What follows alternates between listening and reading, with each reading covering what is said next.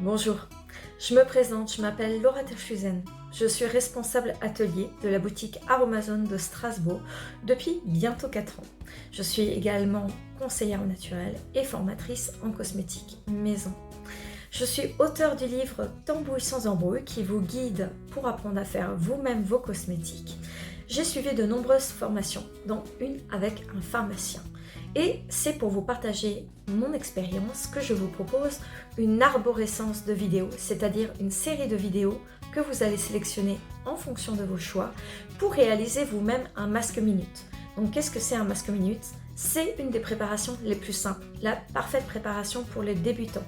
C'est un masque qu'on réalise et qu'on utilise tout de suite. Je vais maintenant vous montrer comment vont se présenter ces vidéos, cette arborescence vidéo, comment ça fonctionne. L'idée de cette arborescence de vidéo, c'est pouvoir vous conseiller comme si vous étiez avec moi en magasin. Vous aurez à chaque fois plusieurs vidéos qui vont vous proposer des choix multiples et ces choix vont nous aider, vous et moi, à réaliser votre masque personnalisé. Une première vidéo va vous aider à déterminer votre type de peau, c'est la base. On va voir ensemble différentes peaux, les peaux sensibles, les peaux grasses, les peaux matures, les peaux déshydratées, desséchées et à imperfection. Vous allez voir chacune des caractéristiques de ces différents types de peau et en fin de vidéo, vous pourrez sélectionner en bas, en barre d'infos, le type de peau que vous aurez choisi. Une fois que vous aurez sélectionné ce type de peau, ça va vous envoyer vers une nouvelle vidéo. Cette vidéo, elle va vous aider à choisir votre poudre de plante qui va constituer le cœur de votre masque. Donc, vous aurez le choix souvent entre 4 ou 5 poudres de plante par type de peau. Là encore, vous allez choisir votre poudre de plante qui va vous emmener vers une troisième vidéo. Cette troisième vidéo, elle va vous inviter à choisir un hydrolat. Alors, qu'est-ce qu'un hydrolat ? Un hydrolat, c'est un produit qu'on obtient pendant la distillation des huiles essentielles. Pendant cette distillation, on obtient deux produits, l'huile essentielle qui est hyper concentrée et l'hydrolat qu'on appelle aussi parfois eau florale. Et du coup, ça c'est une eau faiblement chargée en huile essentielle et du coup qui a plein de propriétés, qui peut servir en lotion de tous les jours et qui va apporter un vrai plus à votre masque. Une fois que vous aurez choisi cet hydrolat, il y aura encore une vidéo. Et cette dernière vidéo va vous proposer un petit plus. Ce petit plus n'est jamais obligatoire, mais ça peut toujours être sympa. Et en fin de cette vidéo, on vous donnera les dosages pour réaliser votre masque. Facile, non ? Donc maintenant, c'est parti. Je vais vous parler des différents types de peau pour que vous fassiez votre premier choix. Tout d'abord, j'aimerais qu'on parle de la peau sensible. La peau sensible, c'est aussi la peau que j'appelle la peau des romantiques. Pourquoi ? Parce qu'elle rougit pour un oui ou pour un non. Souvent, c'est une peau qui va attraper des rougeurs en fonction de la température. S'il fait très chaud ou très froid, on aura vous avez une parfaite peau sensible. Du coup, ça va beaucoup être sur cette zone-là. Donc quand c'est sur cette zone-là, c'est aussi un souci circulatoire qu'on appelle la coupe rose. La peau sensible, c'est une peau qu'on dit réactive, c'est-à-dire on ne peut pas mettre des choses trop fortes dessus, sinon elle ne va pas apprécier. C'est une peau qui peut aussi avoir des rougeurs à d'autres endroits de la peau, donc si c'est d'autres endroits que ceux-là, là on sera plutôt sur de l'inflammation, d'accord ? La peau sensible, c'est souvent une peau qui est fine. Donc si vous sélectionnez peau sensible, l'idée ça va être de l'apaiser, d'apaiser les rougeurs. Ça va être aussi de la protéger parce qu'elle en a besoin. Et en fonction, ça peut être soit apaiser l'inflammation, soit apporter plus de caractère circulatoire à votre peau. Donc ça, c'est pour la peau sensible. Si vous êtes concerné par ce type de peau, vous pouvez le sélectionner en barre d'infos.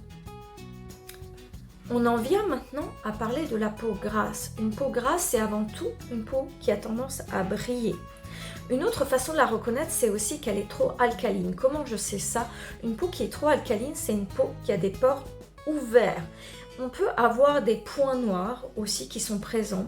Une peau trop alcaline, elle se défend moins bien contre les microbes, donc elle va faire plus facilement des boutons. Donc ça, c'est pour la peau grasse, donc qui brille, qui fait plus facilement des boutons, qui a souvent les pores ouverts et qui peut avoir aussi des points noirs. Voilà pour la peau grasse. Ensuite, je voudrais parler de la peau mature. La peau mature, c'est quand tout se relâche, quand il y a une déshydratation et quand il y a une apparition des rides. Du coup, ça c'est la peau mature. Ensuite, j'aimerais que nous parlions de la peau mixte. La peau mixte, c'est j'ai plusieurs types de peau sur ma peau. Souvent, c'est des endroits gras et des endroits secs, le plus souvent. Donc, on va devoir utiliser ce qu'on appelle des séborégulateurs, c'est-à-dire des choses qui nourrissent à un endroit et qui régulent le sébum à d'autres. C'est une peau classique, parfois avec des pores ouverts, pas tout le temps, parfois avec des boutons à quelques endroits. La plupart des personnes ont la peau mixte. Choisissez cette option vraiment si les autres ne vous ont pas convaincu. Allez à ce moment-là sur la peau mixte pour quelque chose d'un peu moins spécifique mais d'un peu plus global. D'accord? On va passer au type de peau suivant. Ensuite, on parle de la peau à imperfection. La peau à imperfection, c'est une peau que je désignerais qui a des cicatrices, qui a un grain de peau qui n'est pas très fin, des pores ouverts, un teint qui n'est pas unifié, qui peut être souvent terne et pourquoi pas des taches. Donc ça, c'est la peau à imperfection. Donc l'idée, ça va être pour cette peau de la détoxifier.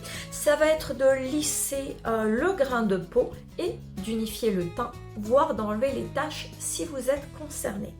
Voilà pour ce type de peau. C'est le dernier que j'aborde. Il est maintenant temps de choisir la vidéo suivante qui sera la vôtre en barre d'infos. Si vous n'êtes pas sûr pour votre type de peau ou si vous avez des questions, vous pouvez me mettre en commentaire vos questions. J'y répondrai. Donc, vous allez sélectionner votre type de peau pour arriver à la vidéo. Quelle poudre de plante choisir en fonction de mon type de peau. Rendez-vous à la vidéo suivante les amis, à bientôt. Ensuite, je voudrais qu'on parle de la peau desséchée. La peau desséchée, c'est pas la même chose que la peau déshydratée. Une peau desséchée, c'est une peau qui manque de gras. Et comment je sais ça? C'est une peau qui a tendance à peler. Donc ça peut être là, ça peut être à différents endroits que la peau a tendance à peler. Donc c'est une peau qui aura besoin qu'on apporte un film gras. Si elle pèle, souvent, parfois elle est irritée. Elle peut avoir des rougeurs et souvent, elle est et déshydratée et desséchée. Si votre peau est déshydratée et desséchée, ne prenez pas déshydraté. Prenez bien desséché. Pourquoi? Parce que la peau desséchée retient moins l'eau. D'accord? C'est une peau qu'on va avoir besoin de nourrir, de réhydrater et d'apaiser. Voilà pour la peau desséchée. N'hésitez pas à la sélectionner en barre d'infos si vous êtes concerné par ce type de peau. Ensuite, j'aimerais qu'on parle de la peau déshydratée. Vous avez tous tendance en magasin à dire que votre peau est déshydratée. Mais la peau déshydratée, c'est quelque chose de précis. Une peau déshydratée, il faut qu'il y ait une sensation de tiraillement. C'est une peau qui est inconfortable, on n'est pas très bien dedans et elle tire. Souvent, les personnes qui ont une peau un tout petit peu déshydratée, ça va ressortir après le nettoyage de peau, parce qu'on enlève le film hydrolipidique. Les peaux plus déshydratées, vraiment, on va le ressentir plus souvent. Donc c'est comme ça qu'on reconnaît une peau déshydratée. Donc une peau qui tiraille et aussi une peau qui a tendance à se rider plus rapidement. Donc c'est une peau qui se ride prématurément. Donc là, c'est pour la peau déshydratée. Si vous êtes concerné, vous pouvez la sélectionner en barre d'infos.